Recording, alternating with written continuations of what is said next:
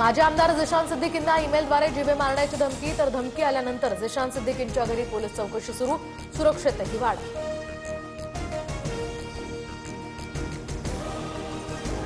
दादरमध्ये भाजप आणि मनसेमध्ये banner war, तर हिंदी सक्तीच्या विषयावर भाजप आणि मनसेमध्ये जुंपली. संपूर्ण देशाला मराठी शिकण्याची गरज, भाजपनं काल लावलेल्या बॅनरला मनसेचं उत्तर.